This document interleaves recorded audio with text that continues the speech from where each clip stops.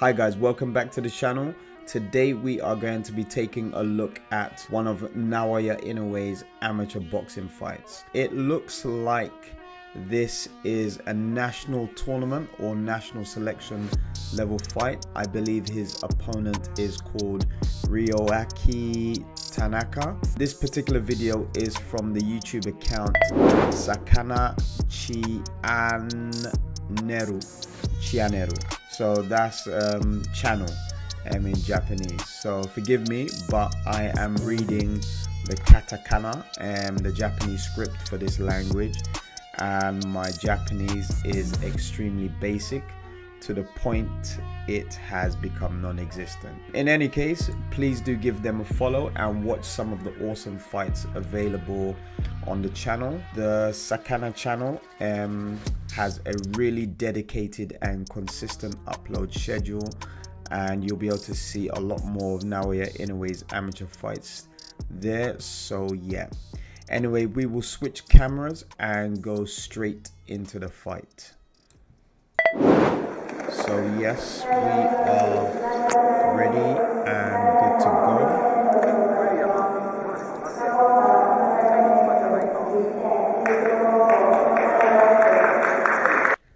Okay guys, at this point it's really good to note, if you are an amateur boxer entering the ring for a fight, before any punches are thrown, you should be able to determine at least two things about your opponent, and those are height and stance. When you start to familiarize yourself with your opponent's attributes or traits, you can then start to associate specific beneficial practices that you have trained, such as combinations, setups, tactics that you know have worked against similar opponents matching those particular specs.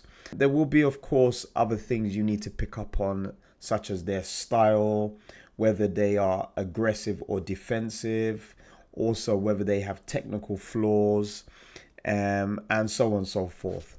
But this will at least give you a starting point and a few options to test out as you begin. So there will be this kind of evolution of knowledge you need to just download from your opponent to give you a roadmap for success in the ring. Ultimately, this will prevent you from, you know, just entering the ring and then just improvising. So in this fight, Inoue is in the top right-hand corner, in the blue corner, and his opponent Ryoaki Tanaka is in the red corner. So I can tell you from my knowledge of Inoue that he's an orthodox boxer. I'm not too sure about Ryoaki. Just from here, we can tell that Ryoaki is slightly taller than Inoue. So yeah.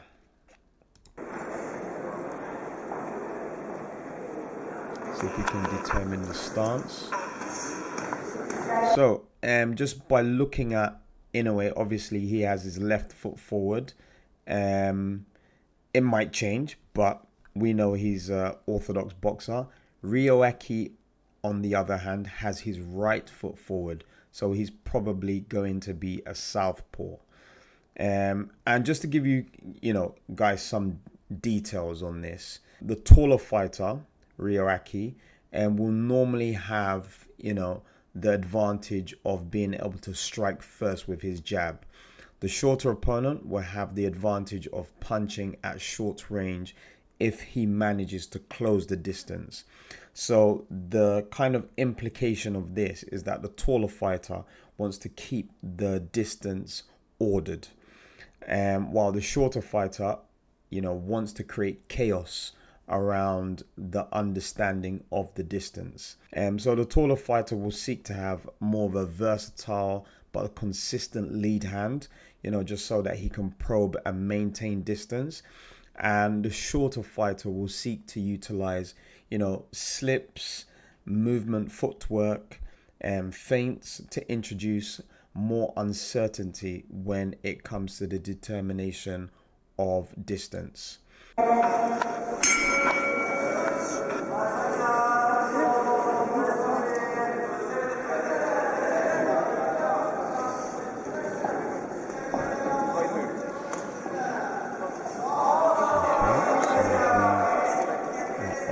Quick start here.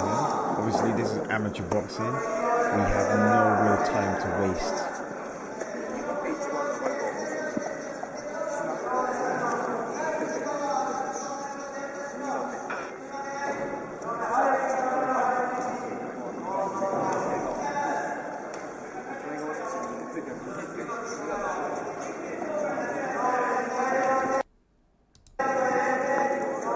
Okay, yeah, so this is the thing. Ryoaki, I just wanted to pause this because obviously Ryoaki does not have a dominant lead hand, you know, this kind of versatile lead hand.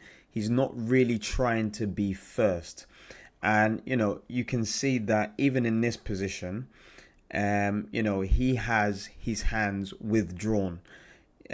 What the taller fighter wants to do is have his lead hand, you know, left out, you know, from the tight guard position. You want to leave that lead hand out. And, you know, this is so because you want to frustrate, confuse, and keep your opponent, the shorter opponent, preoccupied with your lead hand. If your hands are in a tight guard, you allow the shorter guy to close the distance, which plays more so to their advantage.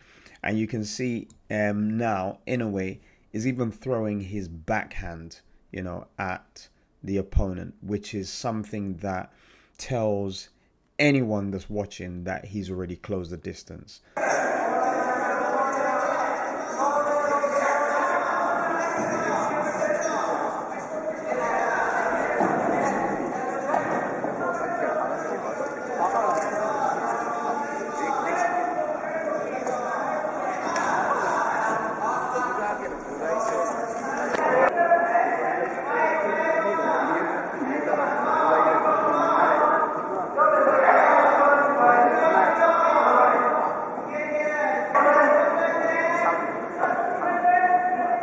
Okay, guys, so you can already notice, you know, how Inoue is moving his feet a lot more than his opponent.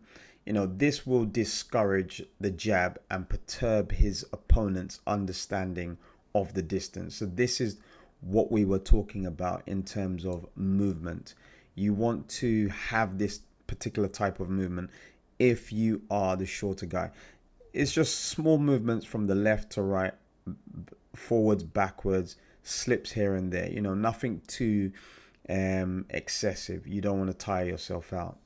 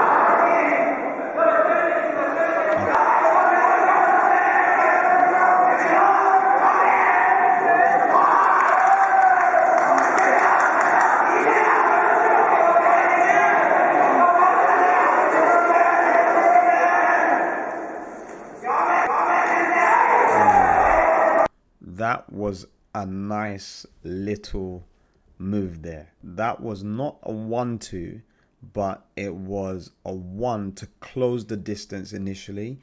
And then when he's in range, he anticipates his opponent, the taller guy, trying to throw, and then he slips with the 2. A nice setup there.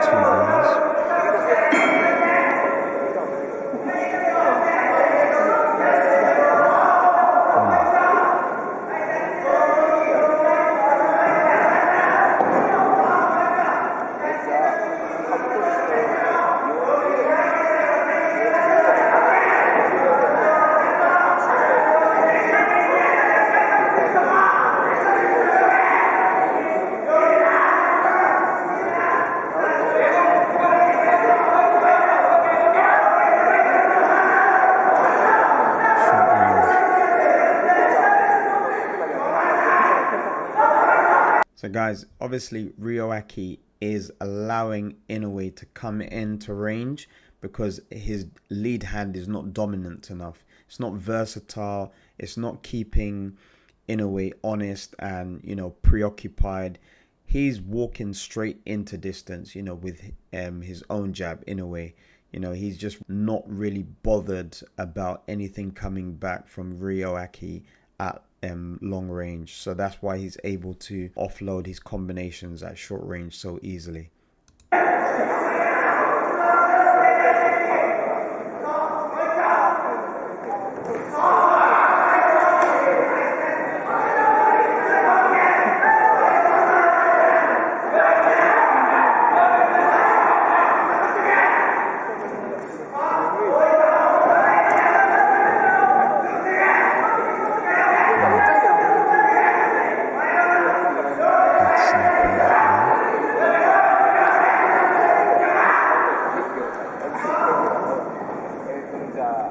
Guys, I just want to make a note of this. You can see they've got winning headgear, winning gloves, and Mizuno boots. Do you know how expensive all of these, you know, amateur level equipments are? It's crazy. Like, we get Adidas or Sting, which is probably about, say, £50 or something like that for the gloves, but the headgear is probably more than everything that is worn, you know, for, you know, UK American amateur bouts. You know, is crazy to see. Winning gloves, winning headgear, Mizuno boots. Mizuno boots, I think you can get them for probably about, say, $400 to $500, you know, and that's just crazy.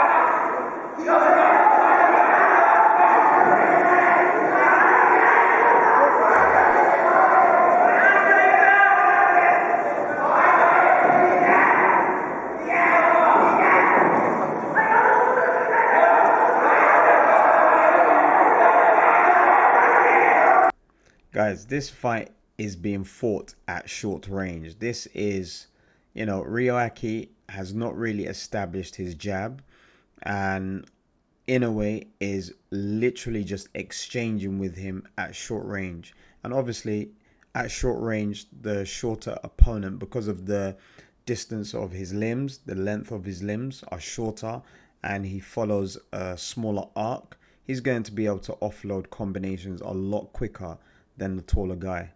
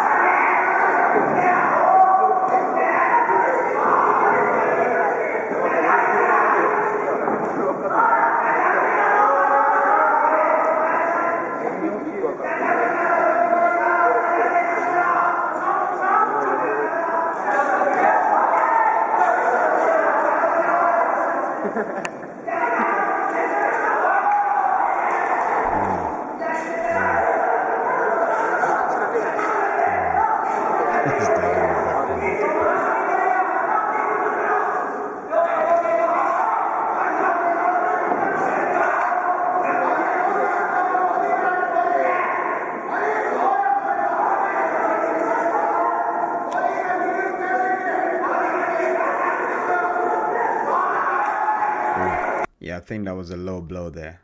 I think he's gesturing.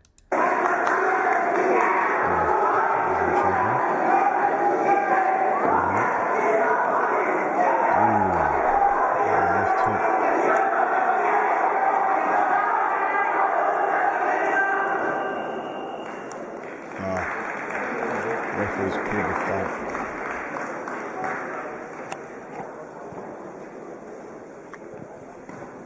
I believe the referee's called the fight. I didn't hear the bell there, so yeah, that hasn't been 3 minutes, so I'm guessing the referee called that fight. I think it was just too much punishment. Let's just see.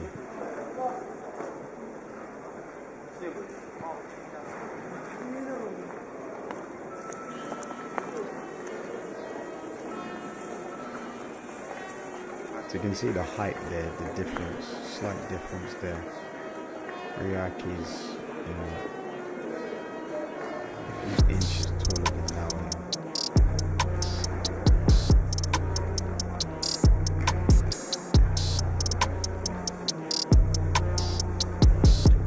But the dad was